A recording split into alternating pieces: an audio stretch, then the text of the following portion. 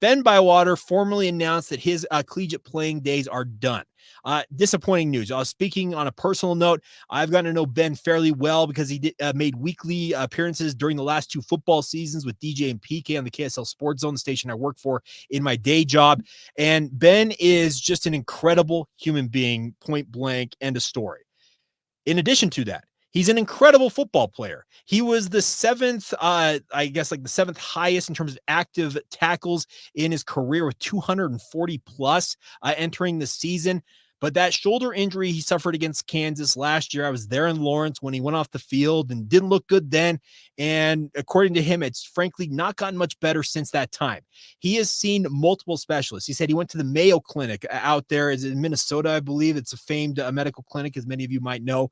He has seen multiple specialists in Southern California and all over the country. He underwent multiple surgeries to try and get back on the field this season. He said that the doctors were not going to clear him. So as a result of his nerve damage in that shoulder, he says he's no better than 50% back right now. He expressed confidence that he will get back to full health at some point, but with nerve injuries, if any of you have suffered them, and if you've paid attention to the sports world, it happens in the NFL often. It can take quite literally months, if not years, for guys to get full function back due to those nerves. You never quite know when it's going to come back to full capacity, if it does. That's the other thing about this. And as such, Ben has announced that he is stepping away from his playing days at BYU. And let's acknowledge it for what it is. It is a huge, massive blow for the BYU football program to have Ben sitting out. Now, he can obviously impart as much of his knowledge as he can to guys like Siale Esera, Ace Kaufusi, and the other linebackers that Harrison Taggart, who I figure will probably step into that role. He fills that middle linebacker, the Mike backers, they like to call it in the BYU defense. But I don't know how you go about replacing him like for like. Ben was the heart and soul of this defense. Even when BYU's defense, those final couple of seasons under Elisa Tuiaki as well as Ed Lamb, that BYU's defense was Swiss cheese, Ben was just a rock in those defenses. The same thing last year before being lost for the season with that shoulder injury, and I wish him truly nothing but the best. He and Kalani Sitake did leave the door open for him if that shoulder injury recovers in due time to maybe pursue professional football, but you will not see number 2 out there for BYU on defense. And it's a crippling blow in many respects for BYU's defense. What are the linebackers going to do for BYU? Well, all they can do is pick up and carry on.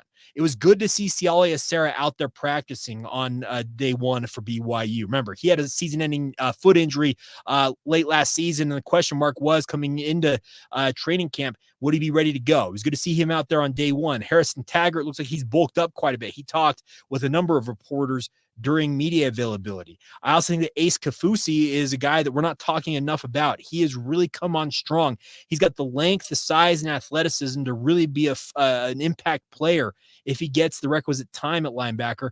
But you're going to have to essentially get a combination of guys to be the answer for BYU at linebacker without Ben Bywater in that lineup.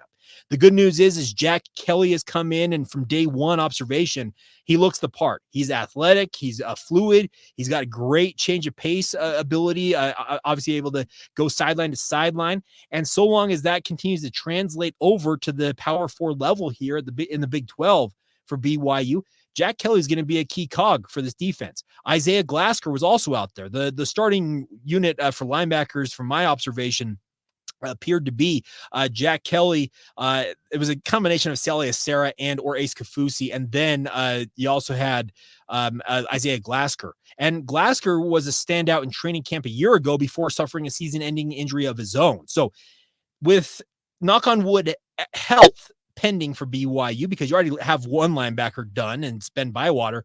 But if they stay healthy, there's some depth there at linebacker for BYU, and it's that depth's got to shine through. You've got to be able to get more production from this linebacker unit. When Ben Bywater went down last year, BYU's defense tanked hard, and you don't want to chalk it up to just one guy, but when I say that Ben was the heart and soul of the BYU defense, I'm not speaking out of turn at all, because multiple people inside that program have said a very similar sentiment, if not those exact words to me, about what he meant to the BYU defense. So you've got to get more production from the other guys. And in the afterglow of adversity, the opportunity presents itself. And that's what every one of these other linebackers on BYU's roster have to realize now. Even if it's a guy like we're talking about, I mentioned Isaiah Glasker and Jack Kelly and Siale Esera and Harrison Taggart.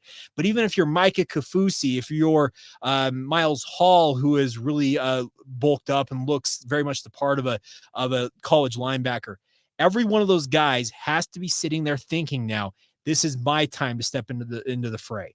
But remember, when Ben stepped in and really became what he was for BYU, it's when other linebackers had to step away from the field due to graduation or injury, and Ben stepped into that and really became what he was. It's a major blow to have him exiting this lineup and doing it as training camp gets underway, but he battled for months. Literally, I'm privy to a little bit more information that I'm not going to share because I've been asked to kind of be careful with it.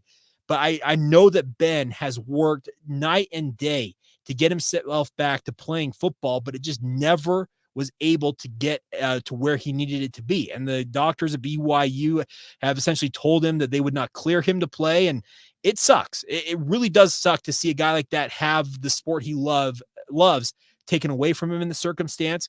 But the good news is each of these linebackers that still remain at BYU can soak up his knowledge, obviously, by sitting with him in film study and the like, but at the same time, they can also benefit by the extra playing time, the extra reps that will be available to them now.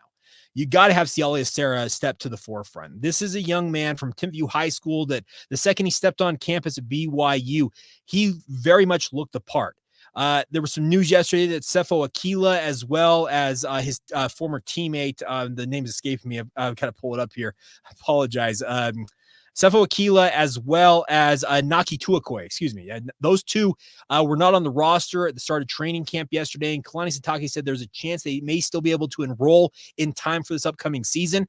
And having them at linebacker, because both of them are very highly accomplished high school players, will be a nice addition to bolster the depth of the linebacker unit. But not counting them right now, I still think that you have a great opportunity for these linebackers to say, hey, we got this. We'll hold it down until we figure out exactly who the standout player or players are going to be.